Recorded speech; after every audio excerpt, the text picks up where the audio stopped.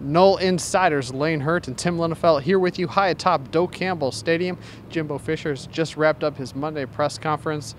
Obviously, coming off of a loss, there's mistakes that need to be fixed. Coach Fisher, he addressed some of those and seemed fairly confident that the team was going to be able to move on and move forward after the NC State game. Yeah, I think the red zone offense especially was a focal point for him. Issues going back to the Alabama game and then sort of similar issues with NC State.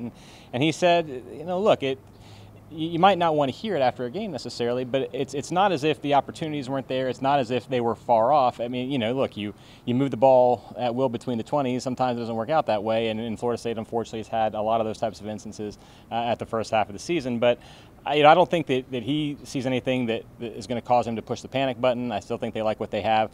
I think also, if you look at the touchdown that Florida State scored against NC State, who scored it was the 6'5" receiver who they didn't have for most of the second half. So I think that hurt as well. So good news on the Auden Tate front is that he's day-to-day. It doesn't sound like he's suffering anything too severe.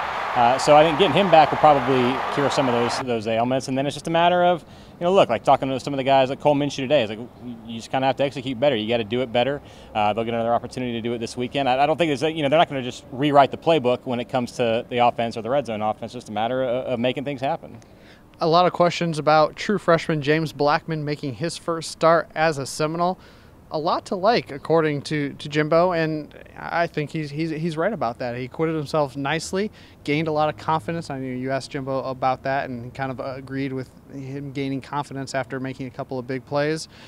Overall, a good performance, a solid performance from a first-time starter. Yeah, I thought it was really encouraging. It would have been great, obviously, to have a win at the end of it. But when you look at a freshman quarterback making his first start, I don't think he did anything that you would say, that didn't give us a chance to win the game. Obviously, the fumble earlier in the game was, I think some inexperience showing that maybe a more veteran guy does something a little differently there. But also, the guy's trying to make a play, so you can't fall. And he did make a play. It was a really good play, and really, you look at that replay over and over again, and that's about as close as it gets in terms of knee and when the ball comes out and all that kind of stuff. Anyway, digressing a little bit. The point being, you wouldn't ask any quarterback, but particularly a freshman making his first start and this weekend his second start, just give us a chance, And I think James Blackman did that. I think if that's the floor, and if he continues to get better and improve and develop and practice, I think you're going to be pretty pleased with what you get out of him.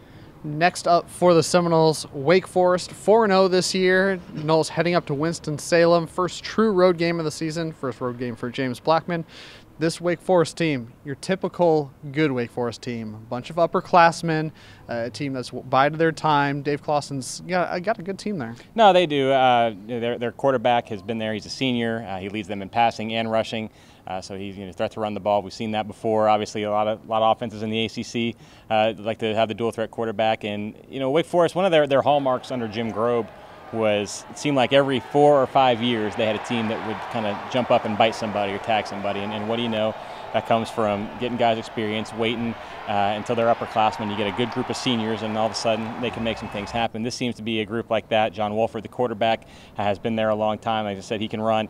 Cam Sirgne is one of the better tight ends in the ACC. A guy that you're going to have to cover. The linebackers are going to have to be on their P's and Q's, get the safeties involved to make sure that Florida State covers that tight end. And look, it's a road game. You don't know quite what to expect. The weird season, the season of the unexpected. It's another thing that we don't quite know what's going to happen. Anytime you take a team on the road for the first time, there's a few unknowns. It is a day game. I think that probably helps. And we'll see what happens. But it's another team that you need to be sharp against. Otherwise, things can get uncomfortable. There you have it, Seminole fans. It's the Noles and the Demon Deacons this week. We'll have much more on Seminoles.com.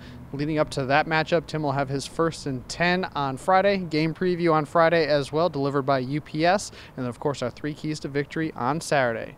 For Tim, I'm Lane. Go Noles.